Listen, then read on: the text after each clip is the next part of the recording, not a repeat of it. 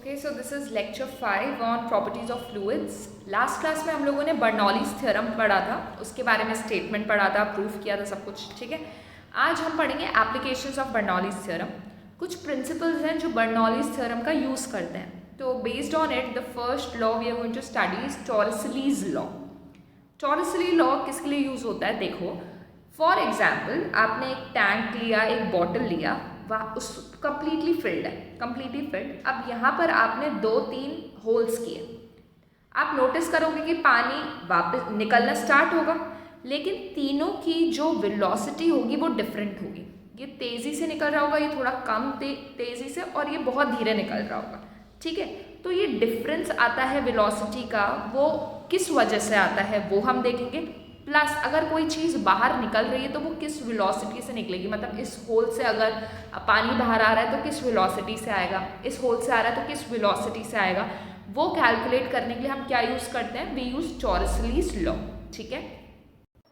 तो ये क्या स्टेट करता है? The law states that the speed of efflux, अब ये एफ्लक्स क्या होता है? Anything which comes out is known as efflux, ठीक है। जो बाहर निकल रहा है that is efflux of a fluid through a sharp edged hole at the bottom of a tank filled to a depth h is same as the speed of body would acquire in the falling freely from height h, that is v is equals to under root 2gh।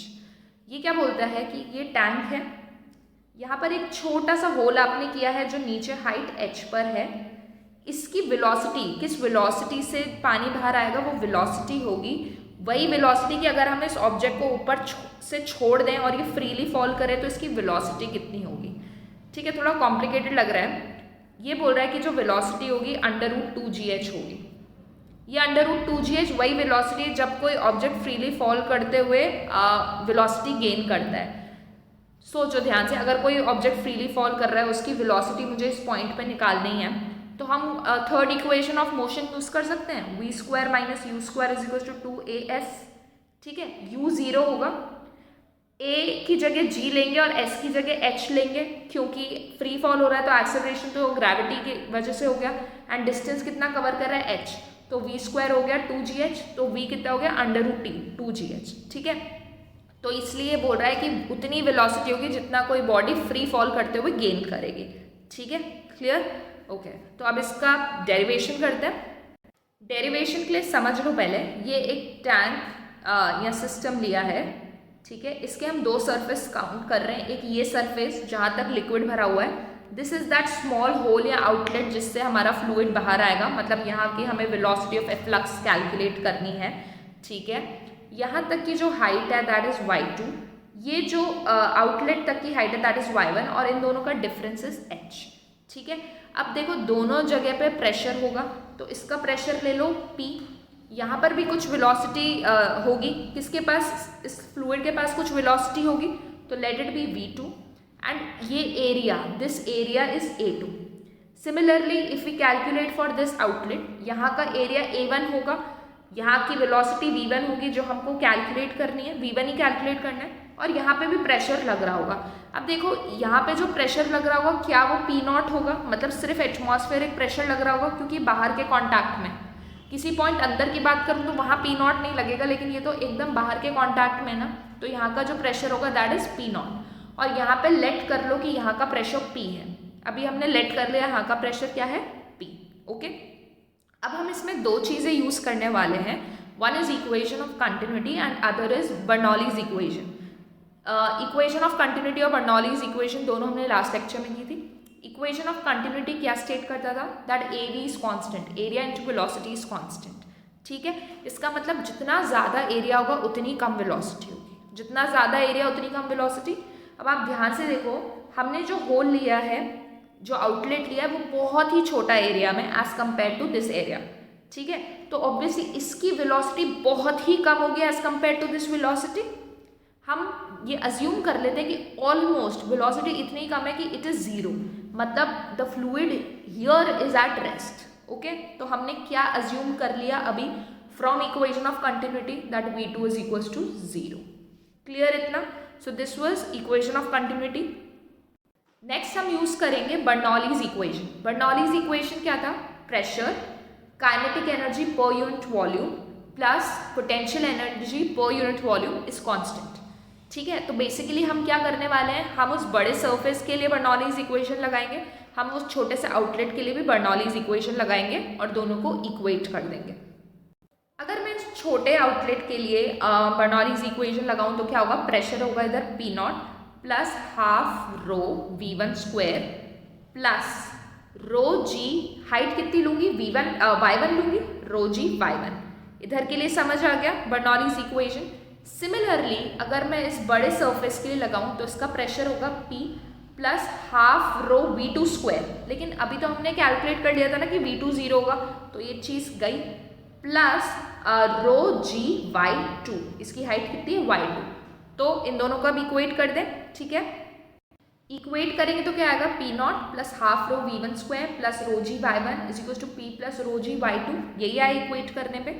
अब ध्यान से देखो, क्या मुझे निकालना है V1 square, V1 निकालना है तो इसको LHS में ले लिया, बाकी सारी चीज़ों को RHS में ले लिया, तो RHS में बचा क्या, P minus P naught plus rho G Y2 minus Y1।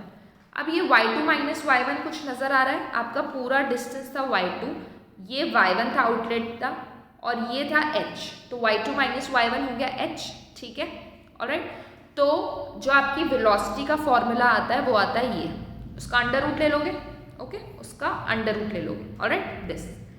अब हम एनसीईआरटी में कौन सा केस डिस्कस किया गया है, जब ये जो वेसल हमने लिया था ना जिसका आउटलेट था ये ओपन है, ये है ओपन, तो अगर ये ओपन है तो क्या यहाँ का जो प्रेशर होगा वो P नॉट के बराबर ही होगा।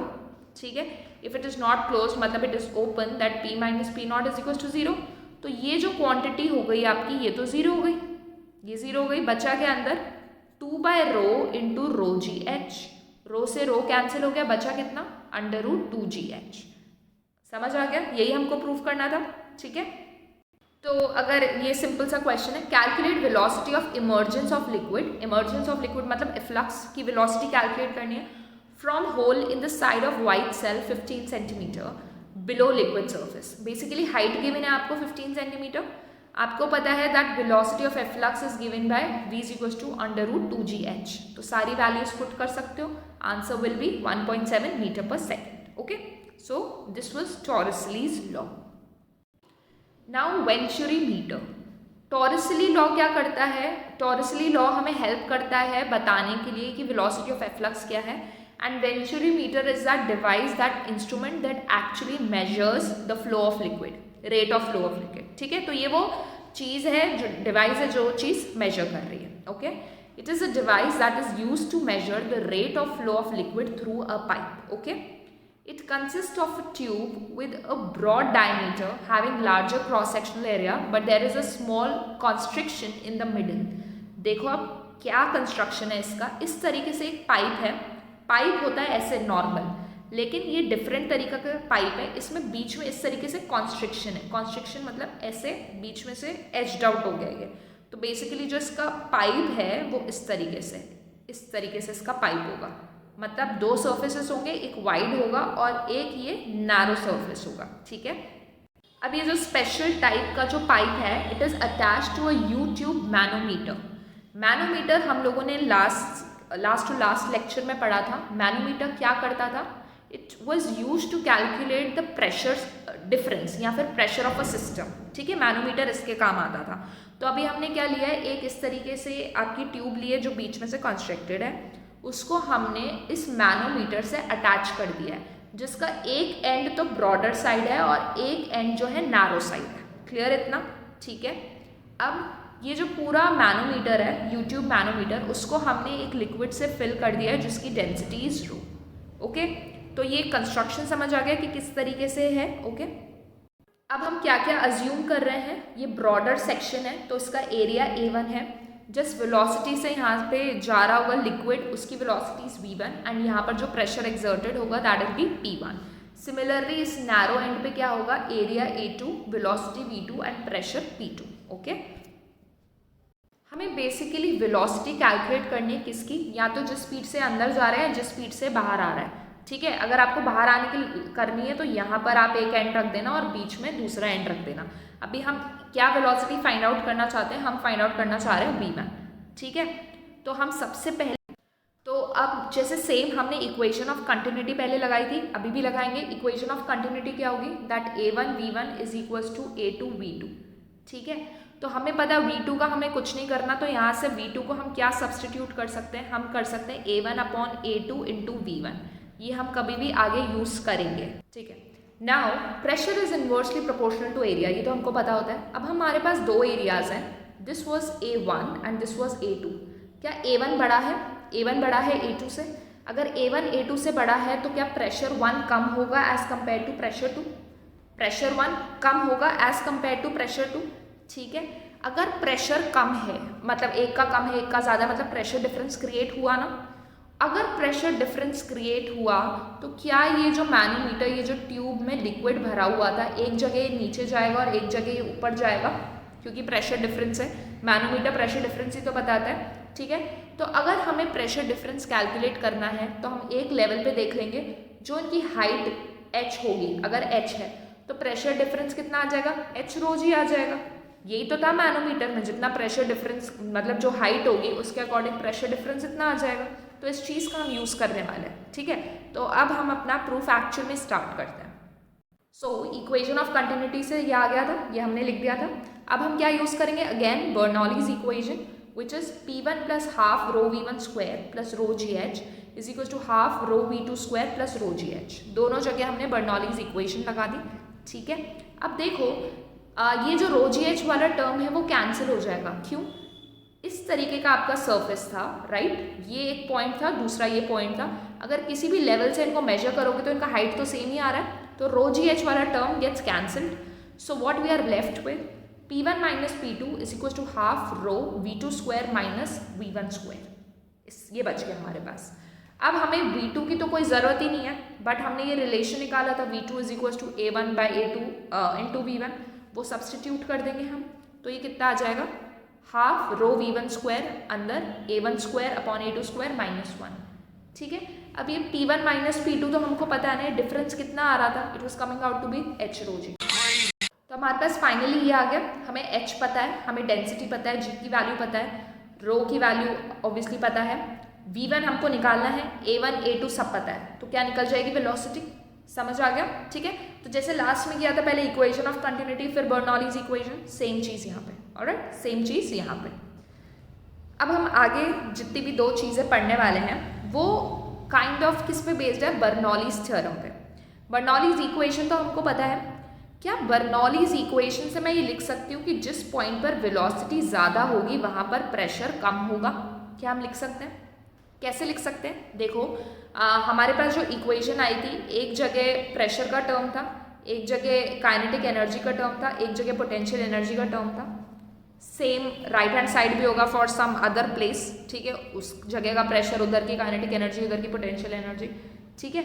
अगर suppose if you are talking just about pressure and kinetic energy, potential energy topic में मतलब उस पिक्चर में नहीं है, तो दोनों चीज़ों को बैलेंस करना है, पोटेंशियल और काइनेटिक को।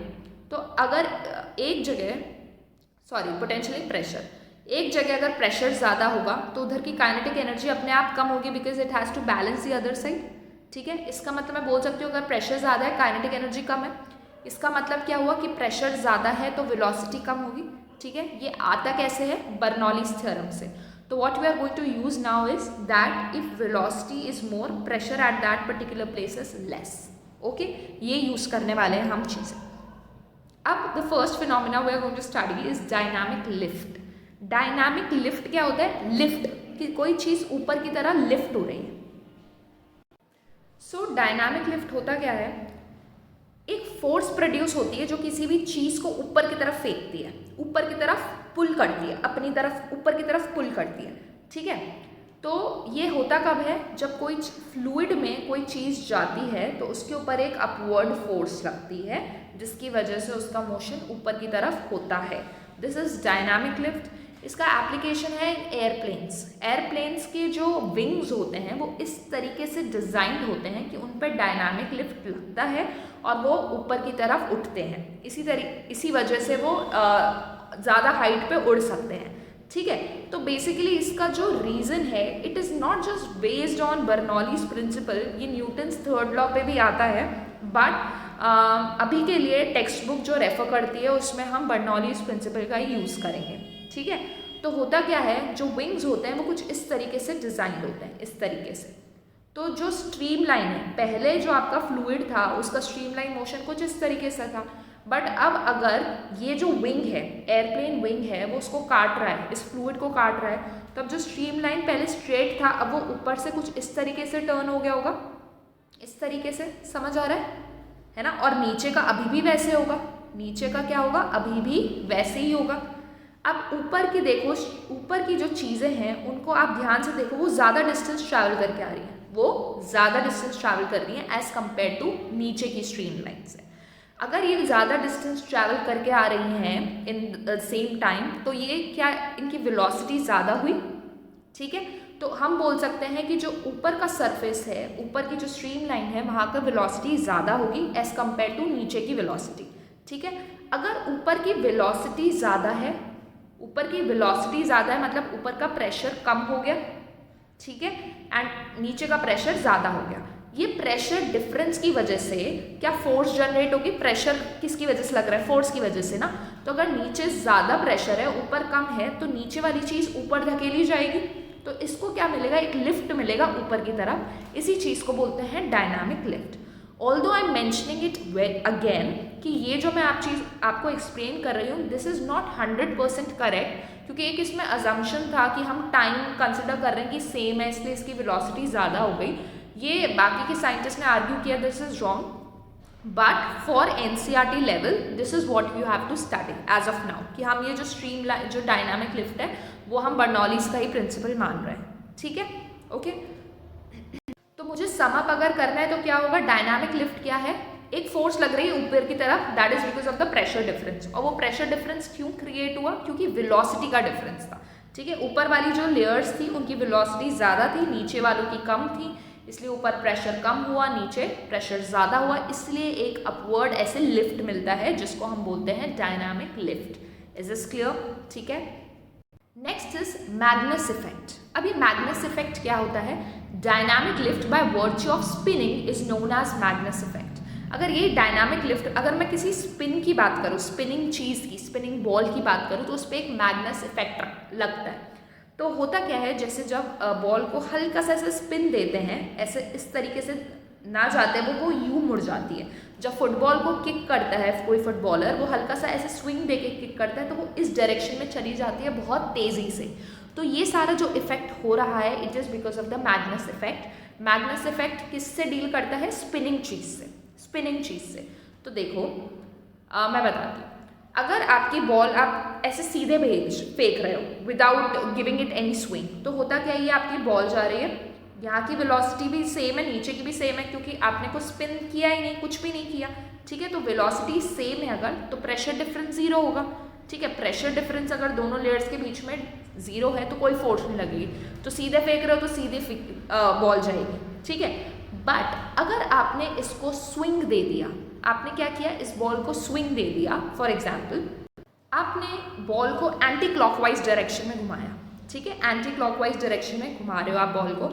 अब आपको पता है कि अगर आप किसी चीज़ को आगे फेंक रहे हो तो उसको इक्वल ऑपोजिट रिएक्शन मिलेगा, और वो इक्वल ऑपोजिट रिएक्शन कौन देगा, आपने बॉल को कहाँ फेंका है, एयर में फेंका है, एयर इज़ अ फ्लूइड, तो फ्लूइड क्या करता है, वो ऑपोजिट डायरेक्शन में धकेलना चाहता है उस बॉल को। तो अगर बॉल इधर जा रही है तो ये जो एयर ड्रैग है वो इस डायरेक्शन में लगेगा, समझ आ गई बात, ठीक है। तो अगर आप ध्यान से देखोगे, तो अगर मैं नीचे की लेयर्स में देखूँ, नीचे की लेयर में एयर ड्रैग लग रहा है इधर, और आपकी बॉल जाना चाह रही है इधर, इसका मतलब है जो रिलेटिव मोशन कंसिडर करोगे तो नीचे वाले जो फेस है उसकी वेलोसिटी हो गई कम।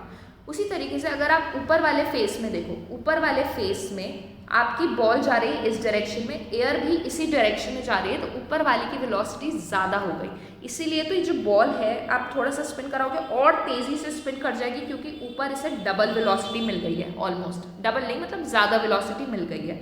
तो इस चीज़ की वजह से वेलोसिटी का डिफरेंस क्रिएट हो रहा है, ऊपर वेलोसिटी बहुत बढ़ चुकी है, नीचे कम हो चुकी है। वेलोसिटी का डिफरेंस क्रिएट हुआ, इसका मतलब प्रेशर का डिफरेंस क्रिएट हुआ, प्रेशर का डिफरेंस क्रिएट हुआ तो फोर्स लगेगी, ठीक है, फोर्स लगेगी। फोर्स किधर लगेगी, ऊपर की वेलोसिटी ज़्यादा है तो प्रेशर कम है, इधर प्रेशर ज़्यादा है तो नीचे से ऊपर की तरफ इसे लिफ्ट मिलेगा। अगर यही मैं दूसरा केस कंसिडर करती, फॉर एग्जाम्पल आपका जो बॉल था वो क्लॉकवाइज में रोटेट कर रहा होता, तो इधर जाना चाह रहा है, एयर ड्रैग इस डायरेक्शन में लग रहा होता, ठीक है, इस डायरेक्शन में। तो अब ध्यान से देखो, अगर मैं नीचे वाला फेस कंसिडर करूँ तो बॉल जा रही है इस डायरेक्शन में, एयर ड्रैग इस डायरेक्शन में, तो वेलोसिटी कम हो रही है, और ऊपर अगेन वेलोसिटी ज़्यादा हो रही है, ठीक है। तो प्रेशर डिफरेंस आएगा इन द सेम मैनर, तो बॉल ऊपर की तरफ लिफ्ट होगी हमेशा। समझ आ गई बात ये स्विंग की। तो this effect is known as Magnus effect, okay. अब एक छोटा सा क्वेश्चन कर लेते हैं। In an experiment on a model aeroplane in a wing tunnel, the flow speeds on the upper and lower surface of the wing are 70 meter per second and 6 meter per second. What is the lift on the wing if its area is this and density of air is this?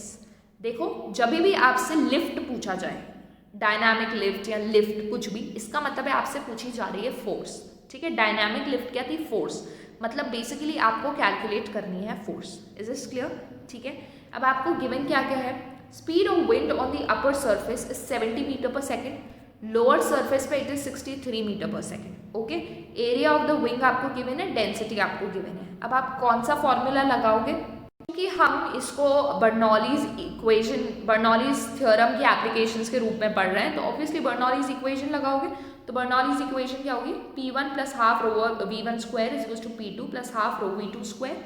अब ये रो GH वाला term क्या कहाँ गया? मैंने बताया था कि वो सेम लेवल पर है, तो इसलिए जो रो GH वाला टर्म है वो कैंसिल हो जाएगा।